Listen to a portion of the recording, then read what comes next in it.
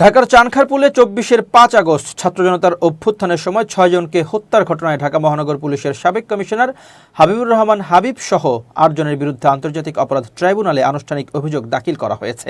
এর মধ্য দিয়ে জুলাই বিপ্লবের প্রথম মামলার আনুষ্ঠানিক বিচার প্রক্রিয়া শুরু হলো। গত ২০ এপ্রিল এই মামলায় ৮ জনকে অভিযুক্ত করে একটি পূর্ণাঙ্গ তদন্ত প্রতিবেদন দাখিল করে ট্রাইব্যুনালের তদন্ত সংস্থা। সেই প্রতিবেদন রোববার ট্রাইব্যুনালে আনুষ্ঠানিকভাবে দাখিল করার মধ্য দিয়ে এ বিচার প্রক্রিয়া শুরু হয়।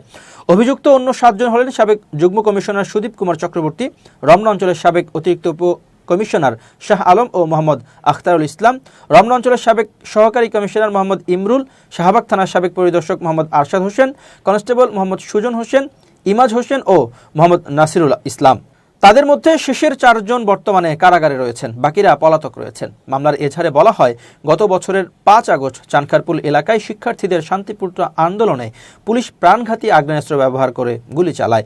এতে বহু হতাহতের ঘটনা ঘটে। রাষ্ট্রীয় বাহিনীর সদস্যরা এই অভিযানে সরাসরি অংশ নেন। তদন্ত প্রতিবেদনে বলা হয়, আন্দোলন দমন করতে ব্যবহার করা হয় আগ্নেয়াস্ত্র, এপিসি কার, হেলিকপ্টার, ড্রোন ও বিপুল পরিমাণ বুলেট। পুলিশের এই অভিযানে নিহত হন শাহরিয়ার খান আনাস, শেখ মাহাদি হাসান জুনায়েদ, মোহাম্মদ ইয়াকুব, মোহাম্মদ রাকিব হাওলাদার, মোহাম্মদ ইসমামুল হক ও মানিক মিয়া শাহরিক।